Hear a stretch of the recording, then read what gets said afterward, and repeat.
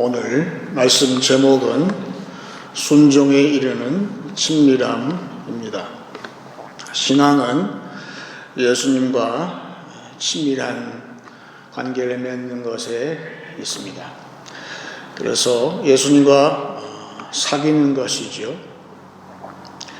초대교회 성도들은 믿는 여자가 믿지 않는 남자를 사귐으로 말미암아서 결혼을 했어요.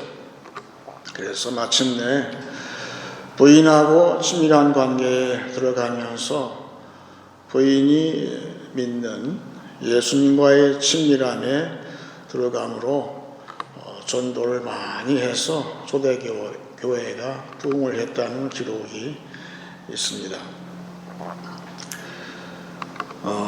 사도 바울은 에베소서 5장 31절에 이렇게 적어놨습니다. 그러므로 사람이 부모를 떠나 그의 아내와 합하여 그 둘이 한 육체가 될지니 이 비밀이 크도다. 나는 그리스도와 교회에 대하여 말하노라 그랬습니다.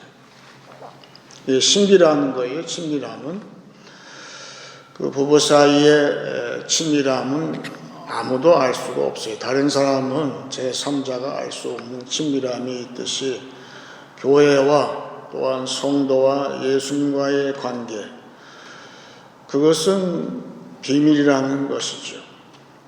그런데 지금 바울은 그 비밀, 친밀함의 완성이라 할 수 있는 것을 이야기하는 것은 전제가 뭐냐 하면 예수님께 순종하는 단계까지 들어가는 것을 전제에 두고 이야기를 하고 있어요.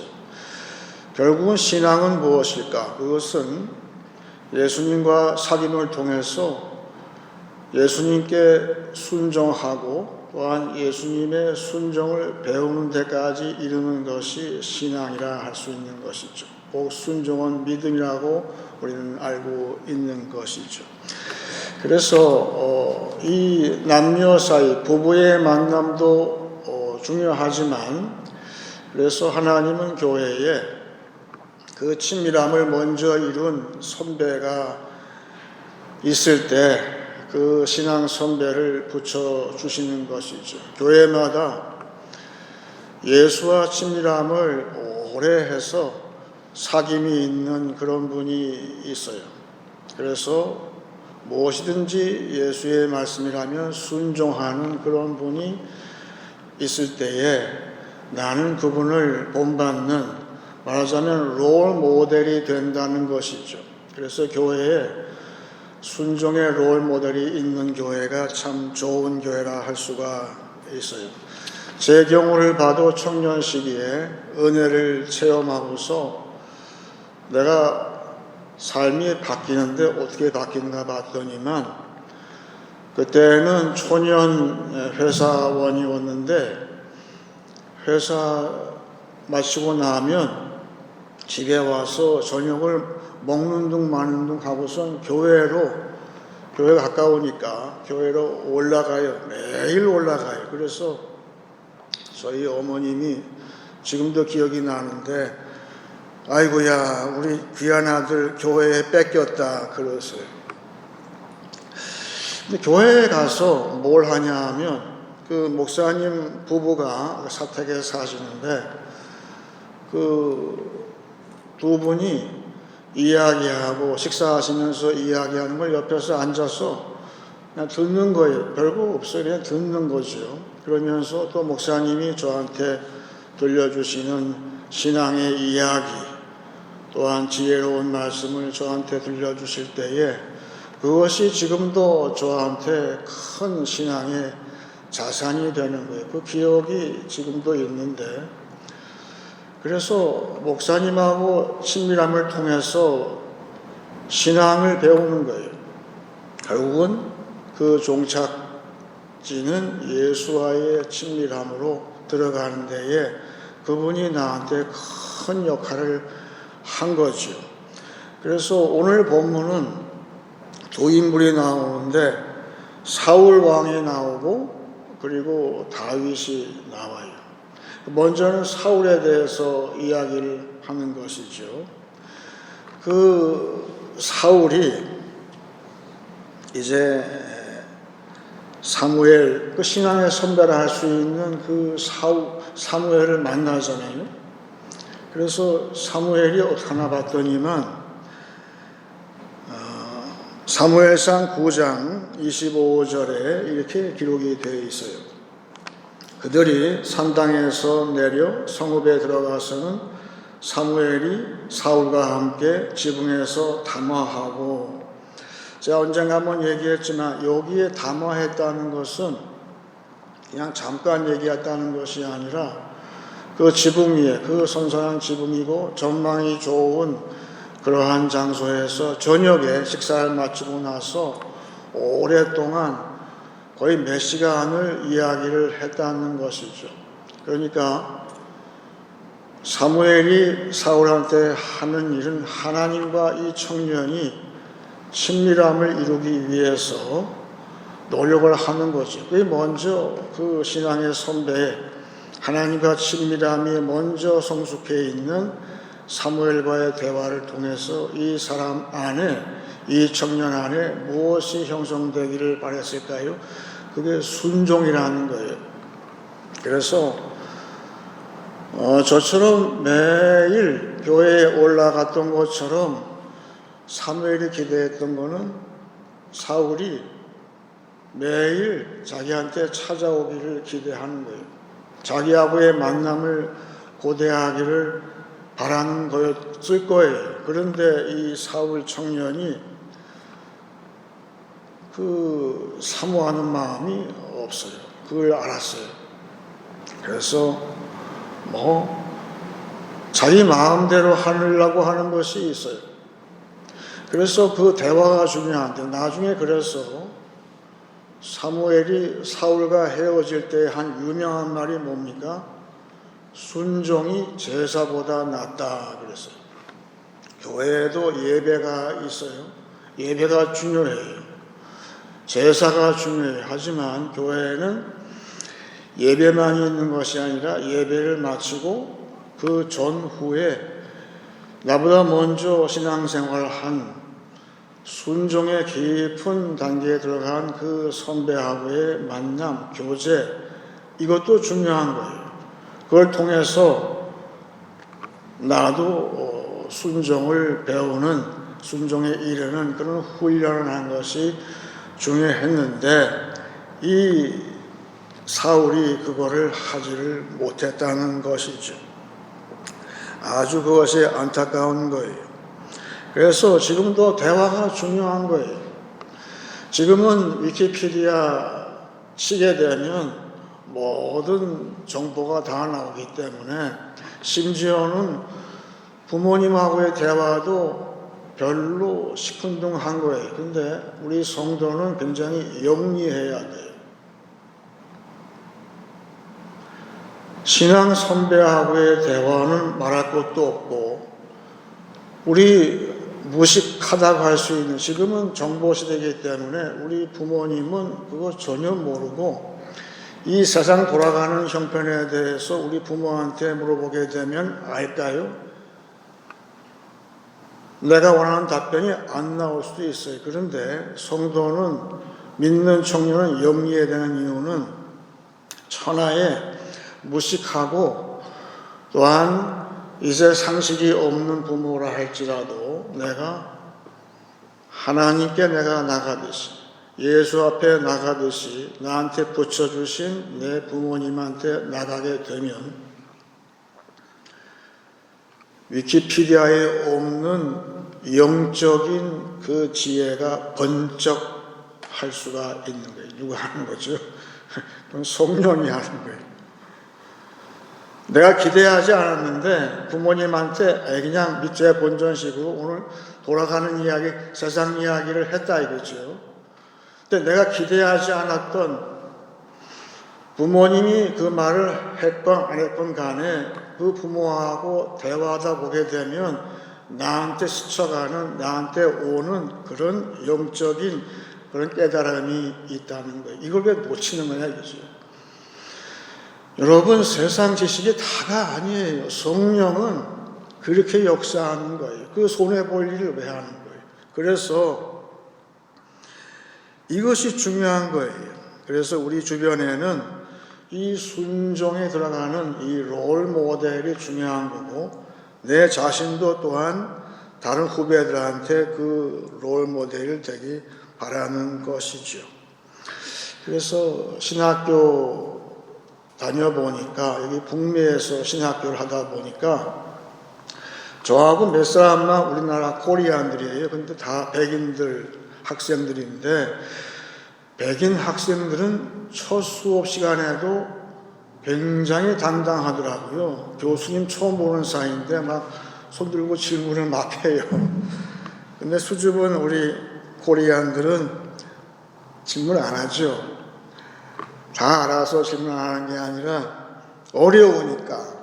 그런데 그런 한국 학생들도 거의 종강할 때쯤 되면은 손 들어요. 질문을 해요.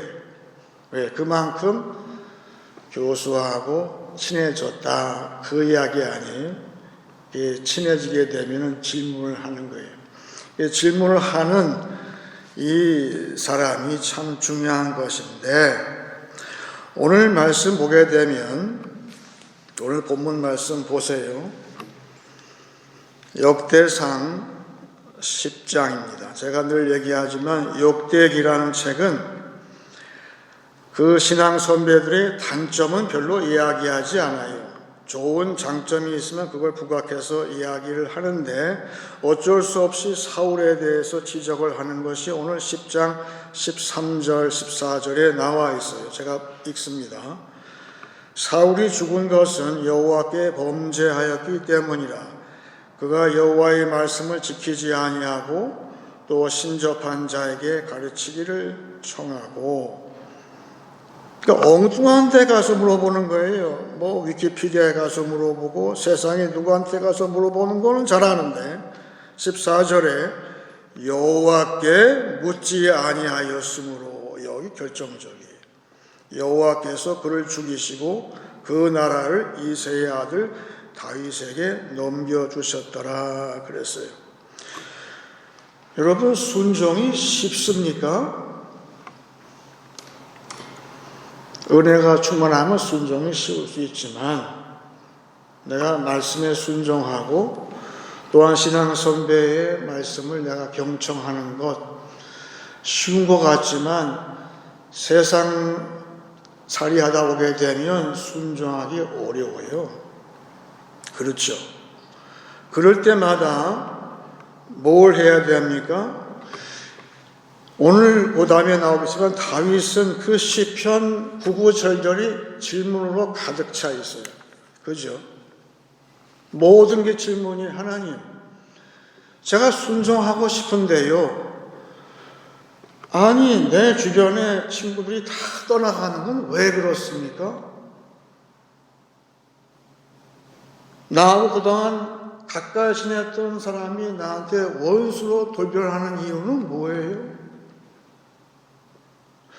그리고 까닭없이 왜 이런 고난이 나한테 닥쳐서 세상 사람들이 전혀 나를 등지고 떠나고 나를 조롱하는 이 이유가 뭡니까에 대해서 밤을 새워서 다윗은 하나님께 물어봤었어요. 바로 그렇다 이게요. 물어보는 거라는, 결국은 기도한다는 것이죠. 기도가 왜 중요할까요? 지금도 사순절 기간을 지나가고 있는데, 지금은 기도하면서 물어보는 기간이라 할 수 있어요. 질문이 많아요. 세상이 왜 이렇게 돌아갑니까? 난 잘하고 싶은데 왜 그렇습니까? 왜 그래요? 왜? 하나님 왜 이렇게 만드십니까? 그게 다윗의 시편 전체예요. 그런데 이 사울은 질문이 없다 이 말이에요. 질문이 없어요. 그래서 이 순종에 이르지 못하고, 순종이 어렵기 때문에 순종의 깊이 친밀함이 하나님과의 친밀함이 교제가 깊이 들어갈수록에 그 순종을 방해하는 그런 세력 때문에 오는 그런 질문이 있을 때 하나님께 나가서 사무엘에게 나가서 질문을 했다면 되는 거예요. 그러면 거기에서 또한 내가 깨닫고 다시금 순종의 여정을 갈 수 있었다는 것을 오늘 이야기를 하는 것이죠. 요새 보니까 북미에서는 그 운전수가 없는 자동 주행이 이제 시행이 되고 있다고 그래요. 차를 운전하는데 운전을 내가 할 필요가 없는 거예요. 그래서 막 주행을 하는데 심지어는 고속도로, 쌩쌩 달리는 고속도로에서도 그 자동 주행을 지금 시도하고 있다는 거예요. 다 좋은데 컴퓨터로 하고 뭐 센서로 하고 다 해서 하는데 문제는 그 차 안에 있는 내가 100% 그것을 안심을 못한다는 데 있어요. 시속 100km 달리는데 내가 운전대 딱 놓고서 내가 맡길 수가 없다는 거예요. 내 마음에 불안이 찾아와서 그것이 문제라는 것이죠. 마태복음 4장 1절에서 이런 말씀을 적어놨어요. 예수님의 시험에 대한 것인데 그때 예수께서 성령에게 이끌리어 마귀에게 시험을 받으러 광야로 가사 그랬어요. 여러분 광야는 거기에 누가 있냐 하면 지금 마귀라고 되어 있는데 마귀는 대표적으로 불순종하는 세력이에요. 세상은 불순종하는 불순종의 아들들이 사는 곳이 세상이에요. 특별히 40일 사순절 기간은 우리가 명심해야 할 것은 지금은 하나님께서 극도로 세상이 불순종하는 모습을 나한테 보여줄 거예요. 그런데 그 불순종의 아들들한테 가서 광야에서 그 시험을 봤는데 재미있는 것은 성령한테 이끌리셨다 그랬어요. 예수님께서 성령이 예수님을 광야로 이끌고 가셨다 그랬어요. 그래서 거기에서 불순종의 세상은 다른 세상에 있는 것, 세상이 가르치고 있는 것, 세상의 자원, 세상의 어떠한 원리를 가지고 살라고 유혹을 하는 것을 예수님은 어떻게 하셨어요? 철저하게 말씀으로 이기셨어요. 그 이야기는 예수님께서 우리한테 보여주신 것은 이 세상이 불순종으로 유혹할 때마다 오직 말씀으로 내가 충분합니다. 이 말씀으로 충분합니다. 그렇게 순종에 이르는 연습을 하는 것이라 우리한테 가르치고 있어요. 그런데 우리가 지금 사순절은 순종의 연습에 들어가는 거예요. 그걸 통해서 그 광야에서 40일 시험을 이기신 예수님의 그 순종을 내가 배우는 거예요. 그것이 40일간의 우리의 여정이죠. 그런데 예수님이 40일간의 그 모든 순종의 그런 시험을 다 마치시고 났을 때에는 처음에는 성령이 그를 이끌고 광야에 가셨듯이 마찬가지로 지금도 성령께서 우리를 이 세상이 광야와 같은 세상에 나를 이끌고 몰아내셔서 가게 만드시는 거예요. 그런데 이 사순절 시험이 다 끝나게 되면 예수님처럼 어떻게 변하냐 하면 순종적인 인간에서 이제 그 마음에 신뢰함으로 가득 차게 된다는 거예요. 내가 운전대를 놓게 되면 겁이 나서 염려가 돼서 내가 불안한데 내가 모든 시험을 다 마치고 나니까 완전히 신뢰해버리고 다 놔버린다는 거예요. 그래서 예수님께서 베드로한테 말씀하실 때 그 다음 나오죠. 마태복음 4장 그 뒤에 보시게 되면 아주 희한한 장면이 나오죠.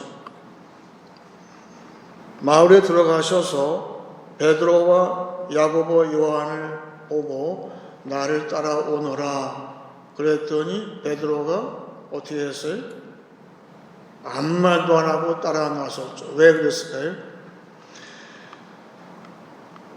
순종의 연습의 기간이 다 끝나게 되면 내 안에 신뢰감으로 가득 차는데 내 안에 자신감으로 가득 찬다는 거예요.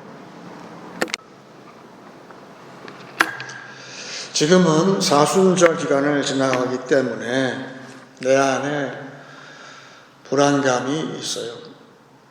잘못되는 거 아닌가, 이게. 내가 이 시험을 다 이겨낼 수 있을까? 내가 예수님의 순종에까지 이를 수 있을까? 불안한 거예요. 또 그때마다 기도를 하죠. 그래서 내 마음이 그 순종의 연습을 마치고 나서 내 안에 찾아오는 것은 왠지 자신감이 생긴다는 거예요. 이 세상의 지금 문제는 신뢰감이 없어요. 내 자신도 신뢰하지 못할 뿐더러 남도 신뢰하지 못해요. 저 사람이 나를 이렇게 나쁘게 하려고 그러는 거 아니야? 저 사람을 내가 믿을 수 있을까? 모든 것이 지금 그렇게 돌아가고 있어요. 그런데 예수님과 함께 광야의 40일의 시험을 성령이 인도하심을 받아서 갔어요. 근데 그 광야에서 나올 때는 내 안에 자신감으로 꽉 찼기 때문에 예수님처럼 베드로 보고 나를 따라오너라 할 때에 예수님의 얼굴을 우리는 잘 상상을 해봐야 돼요. 내가 평상시 같으면 그 사람 보고 날 따라와. 내 안에 자신감이 없을 때는 거기에 말을 추가하게 돼요. 잔말 말고.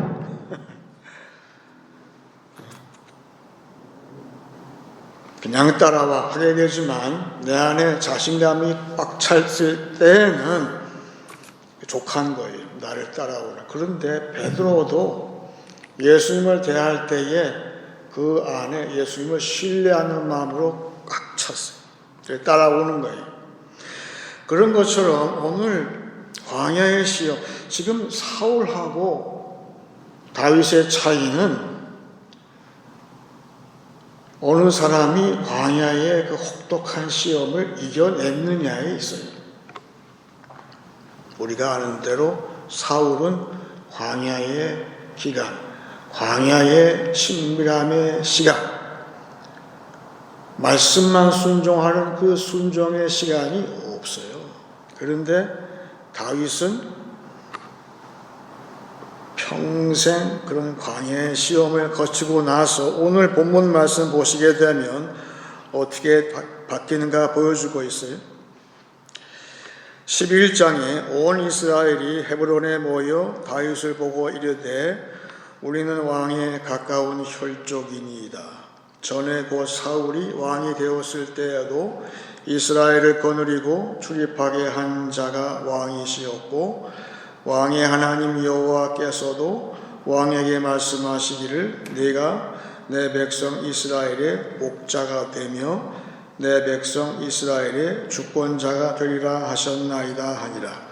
이에 이스라엘의 모든 장로가 헤브론에 있는 왕에게로 나가니 헤브론에서 다윗이 그들과 여호와 앞에 언약을 맺으며 그들이 다윗에게 기름을 부어 이스라엘의 왕으로 삼으니 여호와께서 사무엘을 통하여 전하신 말씀대로 되었더라 그랬습니다.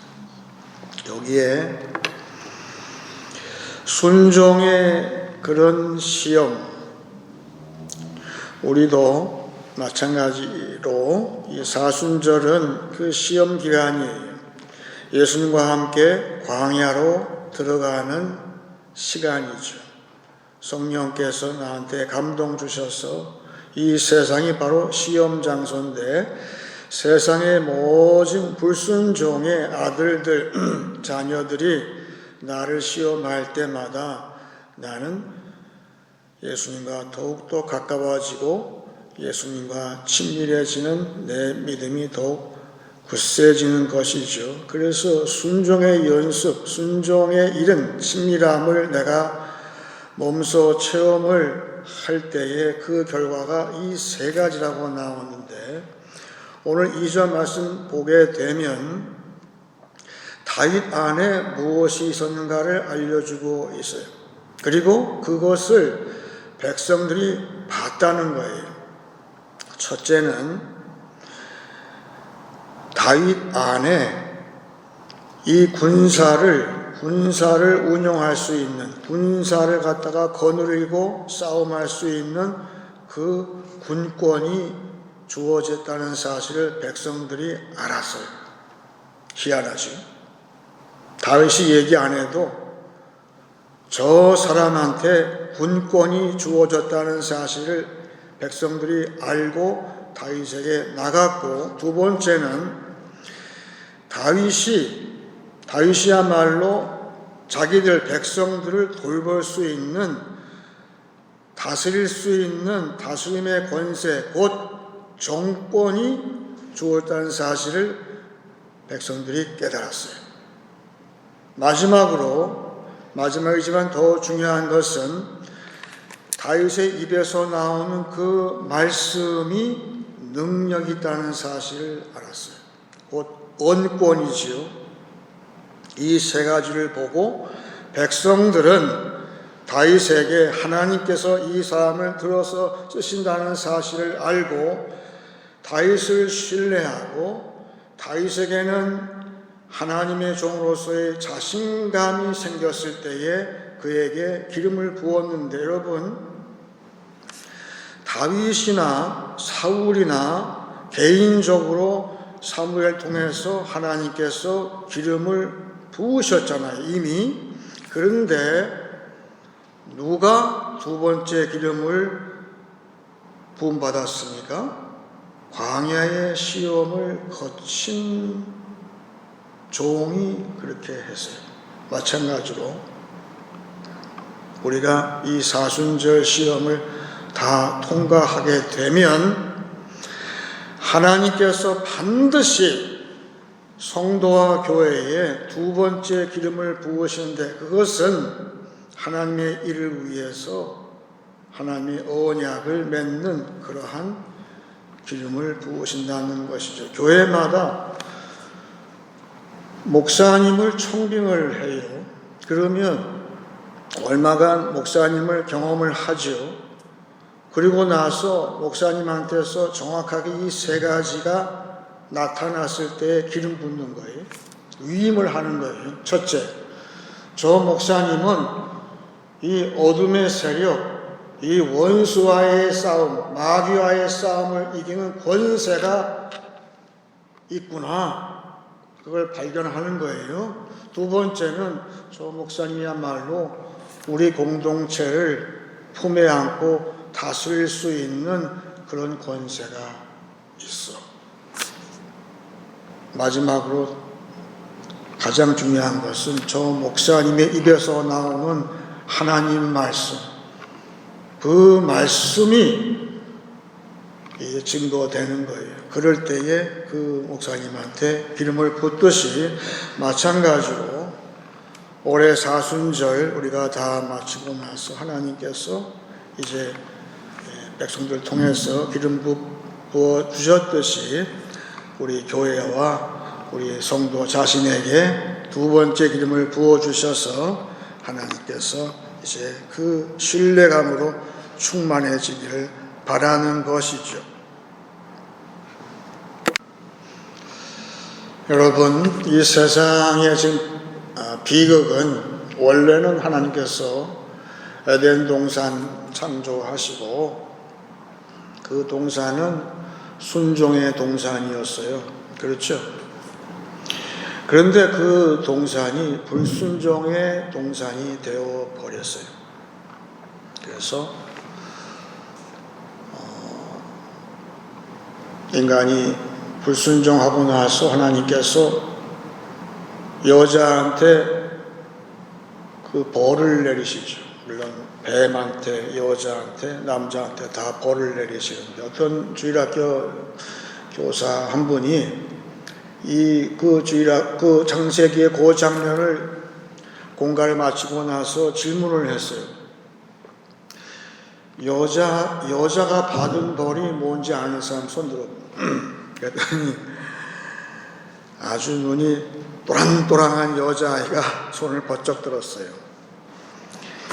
근데 아이들은 자기가 알고 있는 수준에서 이야기를 하잖아요. 그래서 실제적으로 여자한테 내린 벌은 좀 어렵잖아요. 아이들이 알기에는, 설명하기에는. 그래서 대신 뱀한테 내린 벌을 대신 이야기를 했어요. 네, 그 여자는 평생 배로 땅을 기어다니면서 흙을 먹고 살게 했어요. 그런데 아이들 말이요, 우습게 보이지만 사실은 거기에 진리가 포함되어 있는 것은 지금도 불순종하는 이 세상의 사람들 평생 땅만 보고 살아요. 그리고 전혀 영양가도 없는 거 가지고 중내산해하면서 그걸 먹고 사는 그런 모습 볼 때 그 아이의 답변도 틀린 것은 아니죠. 그래서 작고하신 목사님인데 테리 풀람이라는 목사님이 이야기를 그렇게 했어요. 순종의 동산에서만 성령의 열매가 열린다. 중요한 말 같아요. 순종의 동산에서만 성령의 열매가 맺힌다. 그래서 그렇게 보면 성령의 열매는 모두가 생명을 주는 것이죠.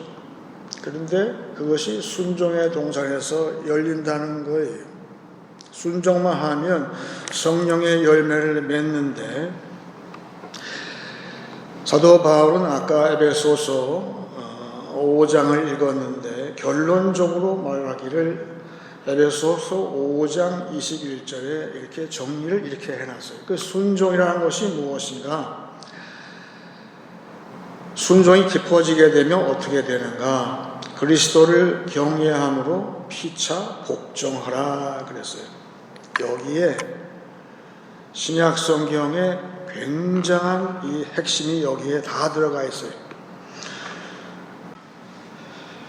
오늘 본문 11장 1절을 다시 한번 보게 되면, 온 이스라엘이 헤브론에 모여 다윗을 보고 이르되 우리는 왕의 가까운 혈족이니이다 그랬습니다.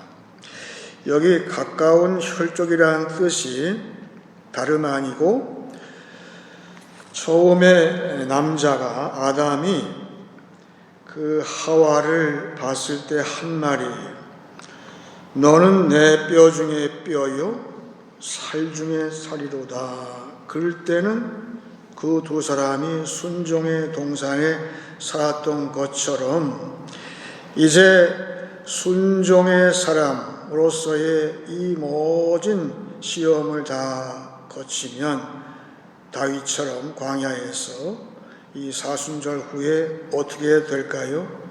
서로 순종하게 된다는 거예요. 남편이 아내에게, 아내가 남편에게, 부모가 자식에게, 자식이 부모에게, 교회가 예수에게, 예수님은 교회에.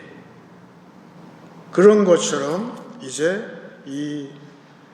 우리가 받을 열매는 그 신뢰감으로 순종 후에, 그래서 성령의 열매로 그 신뢰함으로 충만한 그런 시간이 이제 곧 올 것입니다. 이제 말씀을 정리하겠습니다.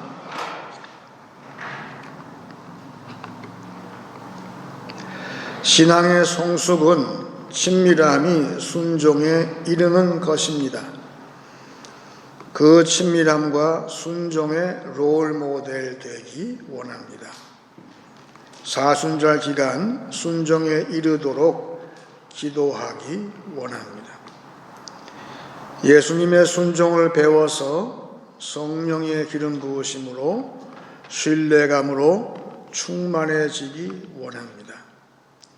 사순절이 다 가고 다 하고 순종의 동산이 되어서 성령의 열매를 나누는 상호 복종하는 교회 되시길 축원합니다. 이제 찬송 449장 하시겠습니다.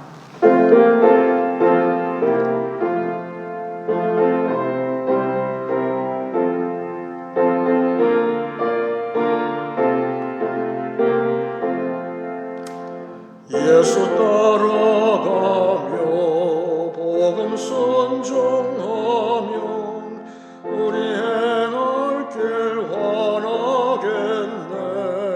주를 의지하며 순종하는 자를 주가 늘 함께 하시리라. 의지하고 순종하는 예수 안에 즐겁고 복된 길이로다. 해를 당하거나 우리 고생할 때 주가 위로해 주시겠네. 주를 의지하며 순종하는 자를 주가 주시리라. 의지하고 순종하는 길은 예수 안에 즐겁고 복된 길이로다. 남의 짐을 지고 슬픔 위로하면 주가 상급을 주시겠네.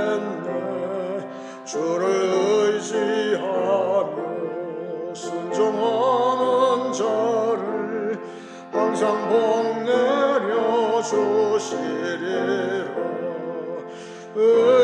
의지하고 순종하는 길은 예수 안에 즐겁고 복된 길이로다.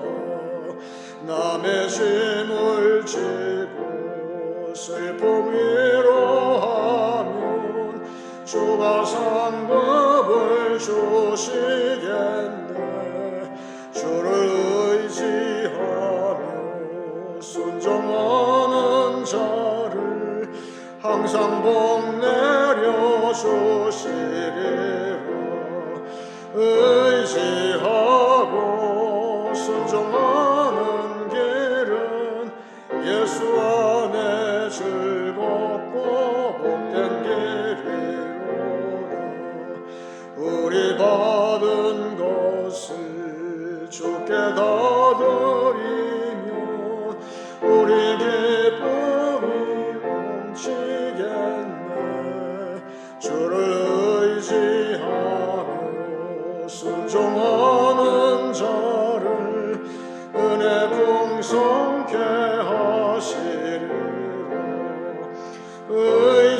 의지하고 순종하는 길은 예수 안에 즐겁고 복된 길이로다. 주를 힘입어서 말씀 잘 배우고 주를 모시고 살아가세. 주를 의지하며 항상 순종하면 주가 사랑해 주시리라.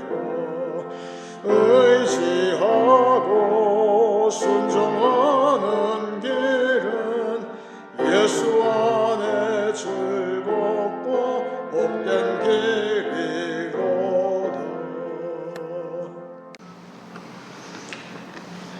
이제 기도할 때 제가 먼저 에베소서 5장을 읽고 같이 기도하기 원합니다. 그런즉 너희가 어떻게 행할지를 자세히 주의하여 지혜 없는 자같이 하지 말고 오직 지혜 있는 자같이 하여 세월을 아끼라. 때가 악하니라. 그러므로 어리석은 자가 되지 말고 오직 주의 뜻이 무엇인가 이해하라. 술 취하지 말라. 이는 방탕한 것이니 오직 성령으로 충만함을 받으라. 시와 찬송과 신령한 노래들로 서로 화답하며 너희의 마음으로 주께 노래하며 찬송하며 범사의 우리 주 예수 그리스도의 이름으로 항상 하나님 아버지 하나님께 감사하며 그리스도를 경외함으로 피차 복종하라. 다 같이 기도하겠습니다.